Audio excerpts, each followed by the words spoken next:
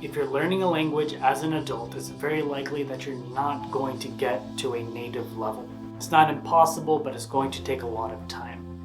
There is, however, one aspect of the language where you can get to a native level or above in as little as 2 to 3 years, and that is reading. The process of getting to that high level of literacy is fairly simple. You're going to have your reading material, and you're going to divide those into 3 categories. The first category is going to be books or reading materials that are easy as in you don't need to look up things. They're just enjoyable reads, and it doesn't even feel like studying. It's just input for when you're tired of having to look up words.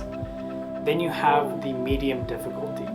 Medium difficulty texts are going to be things where you can read them fairly comfortably, but there's going to be words that you do not know, and then you'll have to look those up.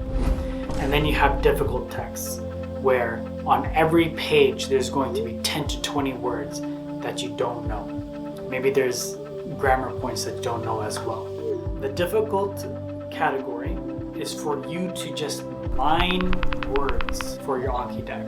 This difficulty category will teach you words that are particular to certain fields, words that are not used often but can be important, things that you'll need for contracts and whatnot. But once you have these 3 categories, you're going to start the difficult category first and just mine words. And then once you get tired of that, you're going to move on to the medium category, and this is where you're actually reading to absorb the information, and then you come across some words that you need to look up for you to understand the sentence. I would say for the medium difficulty, don't bother looking up words which you think you can get away with not looking up.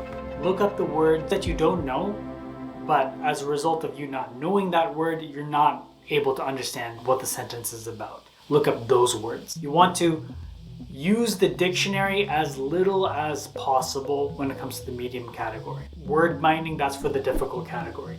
And this is a very tedious process, and I wouldn't recommend you doing that for more than 1 hour. This medium level category, that's where you want to spend most of your time. And then the easy category is, like I said, for when you're tired. So that's it.